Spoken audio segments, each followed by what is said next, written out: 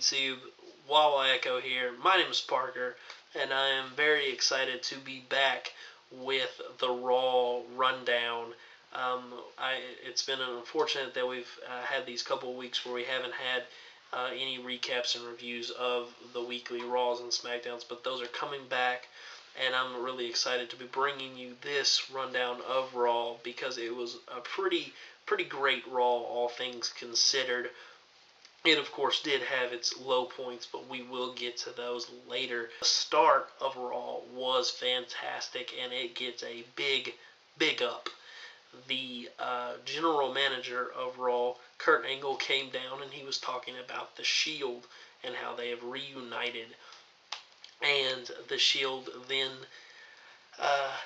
came, and the beginning of the theme was unfortunately drowned out by Kurt talking. I think there was a miscue of when to start the music in there somewhere, but it was still awesome, and the Shield came down through the crowd like they used to, and they were all in their old Shield attire, and it was really awesome. So it was a really great start to the show, and it, of course, gets a big up. Next, we will be giving up to Kurt Angle, who I thought was very good this episode overall. And once the Shield came down, they gave a promo about how they were the best and how they were going to beat everybody, and this was their yard and yada yada, bark. And so Braun Strowman, The Bar, and The Miz, along with Curtis Axel, all came down together, and it looked as though the two teams were going to collide and fight before Sunday.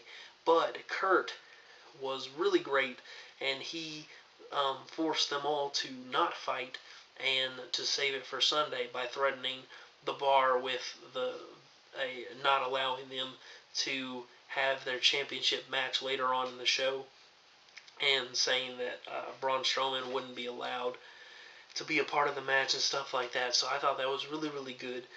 You don't see that enough with authority figures really taking control over their wrestlers. So I thought that was very good.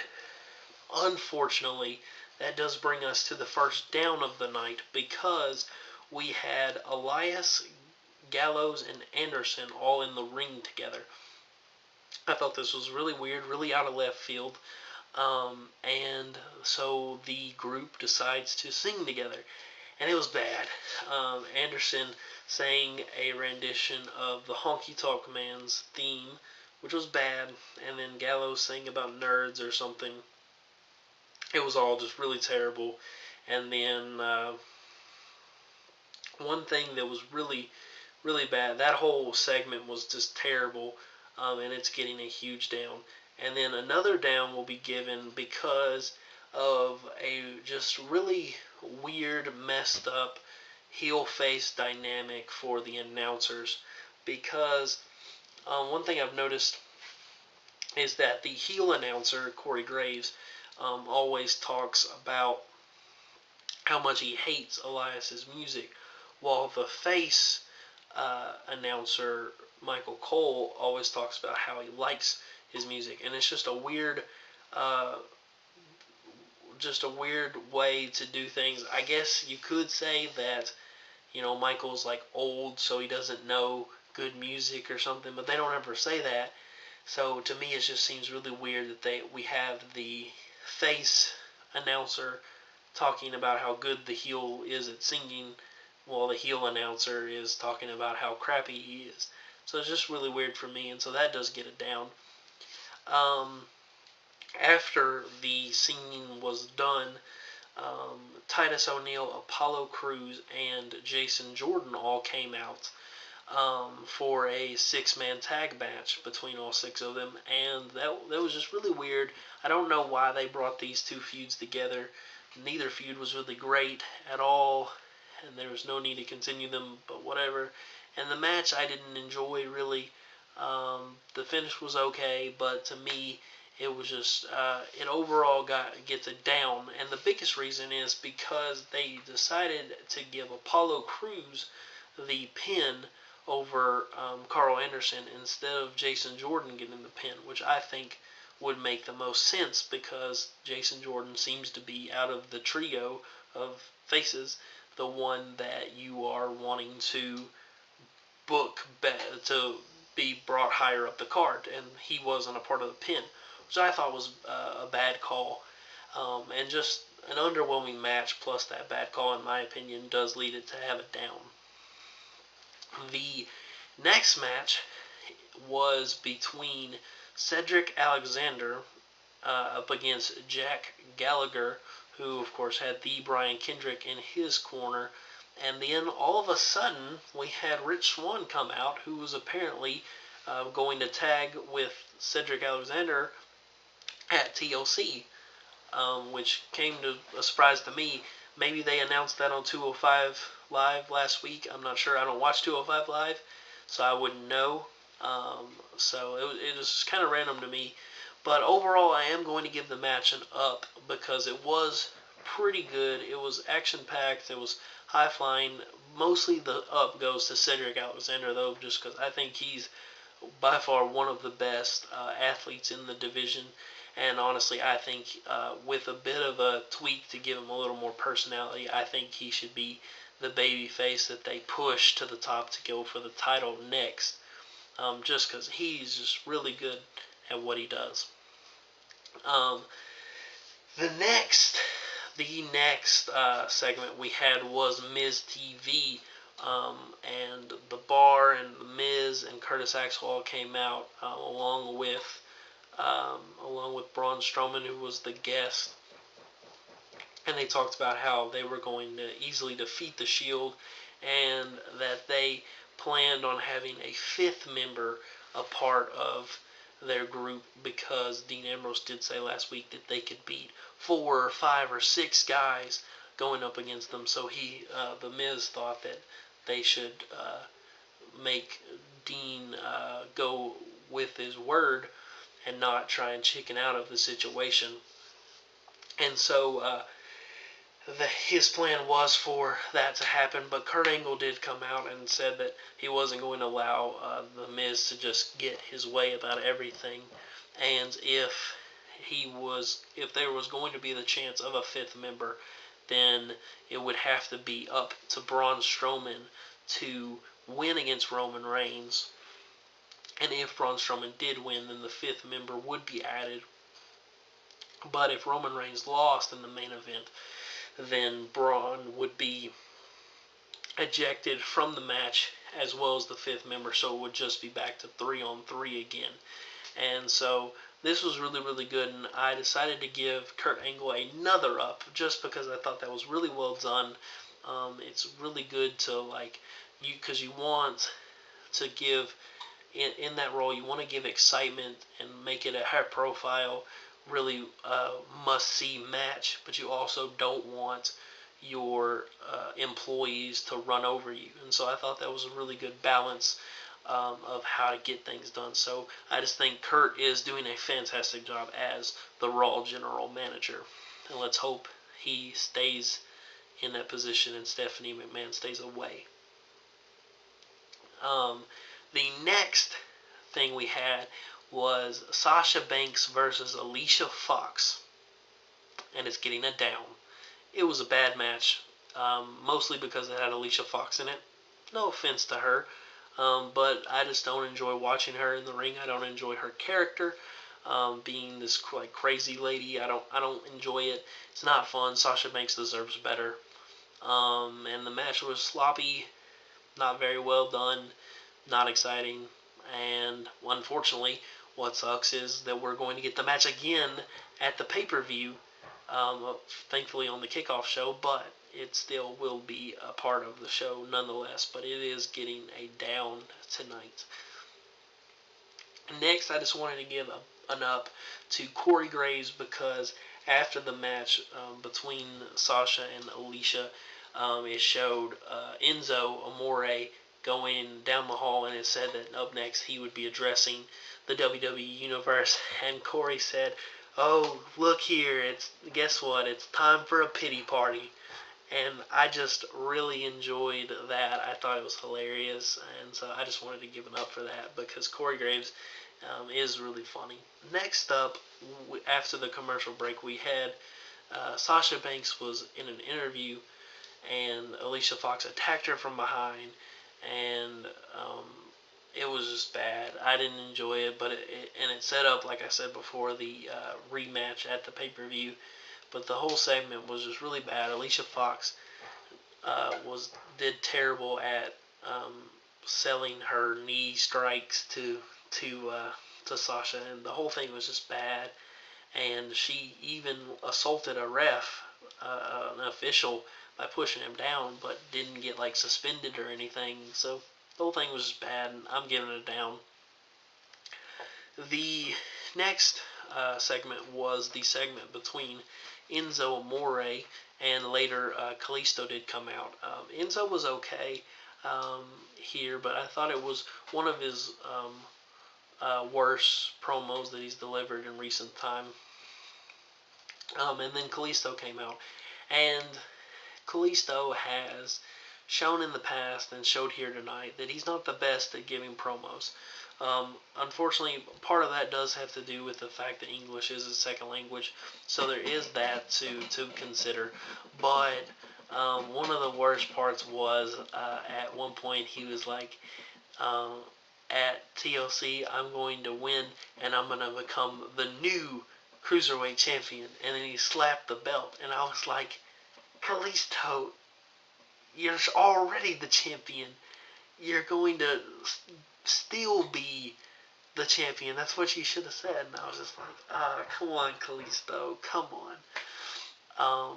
But I didn't really have an opinion on the segment up until, strangely, we had 4 of the heels of 205 Live, Drew Gulak, Arya Daivari, Noam Dar, and Tony Nese come out randomly and attack Kalisto upon orders of Enzo Amore.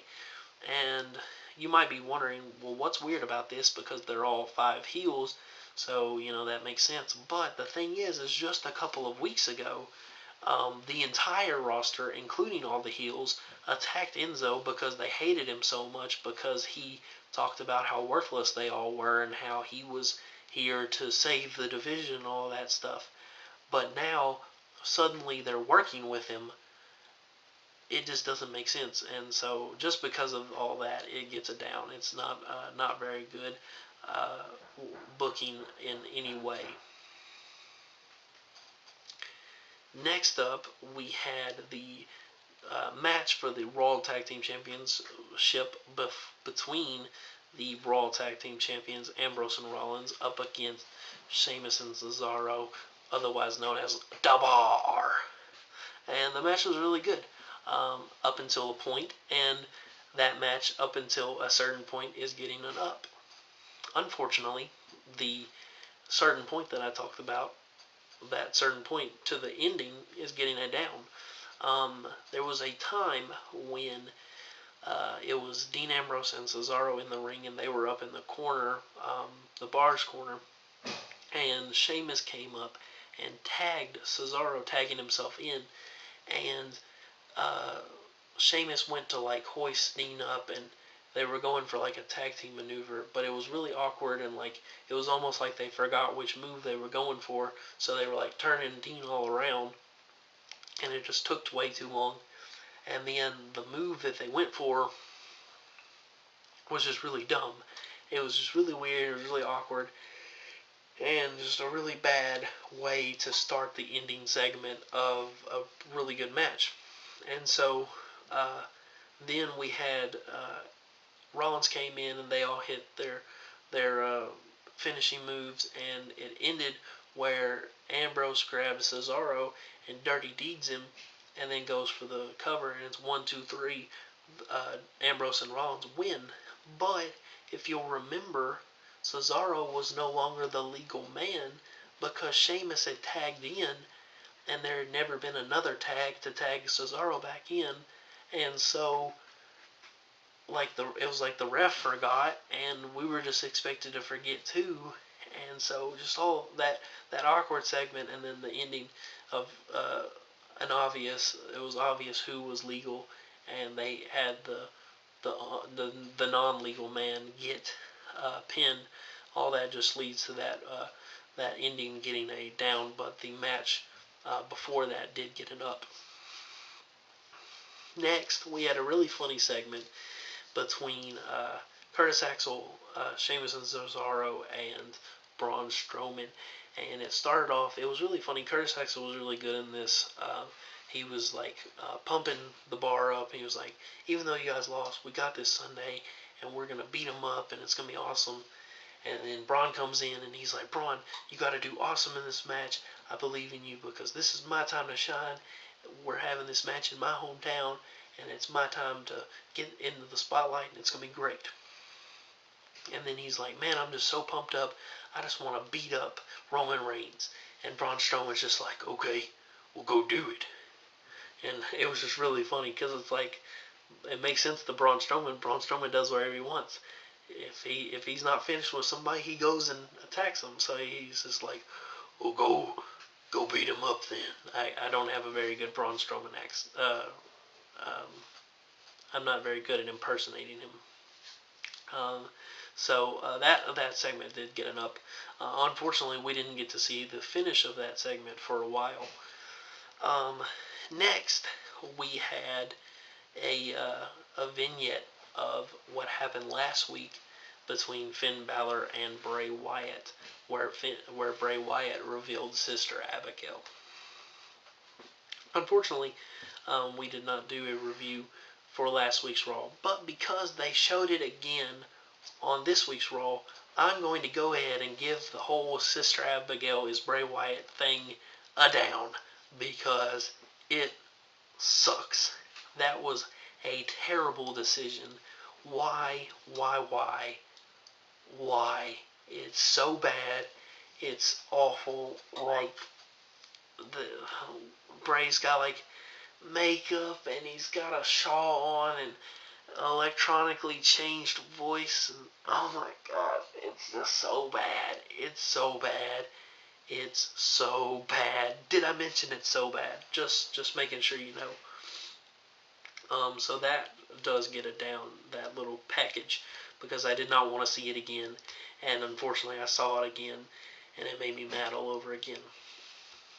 After that, we did have Finn Balor come out, and he gave a little promo, and it was an okay promo, but the problem is that it was really confusing, because at the end, his music goes off again, and it's not clear whether he disappeared from the stage and like appeared on the Titantron, or if he stayed in the ring and it just close upped on him, and then like they changed it for the TV, but like the live audience saw just a regular him. But it was all really weird and confusing, and I didn't enjoy really the changing of his face from human to demon.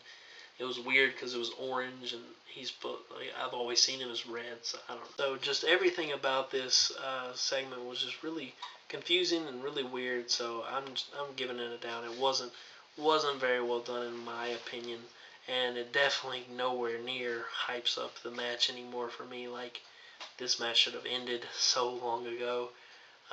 Like, Balor keeps winning, but Bray just doesn't care apparently. I don't know. It's weird. Anyways, after that, we had a random tag team match between Emma and Alexa Bliss versus Mickie James and Bayley. The match was not very good at all. I'm giving it a down. It was just nothing special. It was random to have Bayley involved for no reason. She doesn't even have a place on the TLC pay-per-view. Emma's with Asuka. So why was she involved in this? And then Mickie did end up getting the pin on Alexa, which means that she's probably losing the match, which means Alexa will retain the championship, which is fine. I guess they will want her to stay champion until Asuka becomes the next challenger. So all okay, I guess, but just the match is just getting it down. It just wasn't very good. Next, we had we saw Curtis as he was looking for the Shield, and he saw them, and he was like, oh, all right, I got this. and he's still out in a suit, which was dumb to me, because, like, why are you going to attack someone in a suit, whatever. And then he starts walking towards him and goes to commercial. And when it comes back and eventually shows him, the Miz has realized that Curtis has went after the Shield, and so he knows it's bad. And so he goes looking for him, and we see Curtis, and he's hanging upside down, like tied to a forklift or something. And he's like, his pants are ripped, his shirt's been taken off, and he's got like all these bruises all over him, and he's just beating the crap. He's just had the crap beaten out of him. It was just hilarious. While I do wish we could have seen that beat down, it worked, and so it is getting an up. But we are. It was announced at that moment that the Miz was never intending for Curtis Axel to be the fifth member, and so it led to the mystery of who's the fifth member going to be. Are we going to find out tonight, or are we going to wait until the actual pay-per-view? We did indeed find out tonight. We will get to that. And of course, this all leads to the main event between Roman Reigns and Braun Strowman in a steel cage. And the match was good. It's getting an up. But only just. Like, it wasn't near as good as any of their other encounters that they've had. And there was a bit too much focus on, at some point, the bar came out and to stop Roman from escaping, and then the rest of the Shield came out to interfere and beat down the bar, and then they all like went to the back, and like we went and like forgot about the match for a while they had their fight backstage, and the Miz came out with them, and he like locked them in like the garage or something, or like the entranceway, and so they couldn't be involved anymore. The Miz comes back to the commentary table, and the match continues, and it's going good, and it's looking like Roman is going to win. And then an interesting music hits. A music we haven't heard in quite some time, maybe a year ago. Has probably been as long as it's been since we've heard this music. And I was very confused at first, because I was thinking, I know this music, but there's no way it can be this music, because it can't be this person. And it was that person, because it was Kane. The big red machine rips out from under the ring and comes out and attacks Roman. And I'm just like, what? What the heck is Kane doing here? First of all, he's running for like mayor in my state. So why is he on Raw? Like, he's supposed to be in my state, like not far from me, doing mayor stuff. Why is he in a mask and talking like, or acting like a burn victim when he has no burns? And let's not get into all that. But it's just crazy, because they gave no explanation or no suggestion of why Kane would want to come out and help Strowman defeat Roman and join the Miz and his group at TLC, because it was revealed he is the fifth member, because Braun did end up winning because of that help. And man, they overkilled that. Like, they could have pinned Roman after like one choke slam and one running power slam, but no, they put like 3 running power slams and 2 choke slams and 1 tombstone pile driver. They just overkilled it. But it was really crazy, and just the reaction of it and the surprise of it all, I am giving it up for Kane. But it was surprising, and I did wish that they had given an explanation of why Kane would have done this, because last we saw him, he was on SmackDown, and he was a face at the time, because he was helping Randy Orton battle the Wyatt family. But then Randy Orton turned on him by joining the Wyatt family, and we never saw him again, because he decided to run for mayor in Tennessee. But now he's no longer in Tennessee, and he's heel and helping The Miz and Braun Strowman and Sheamus and Cesaro attack the Shield. And like, they could have said something about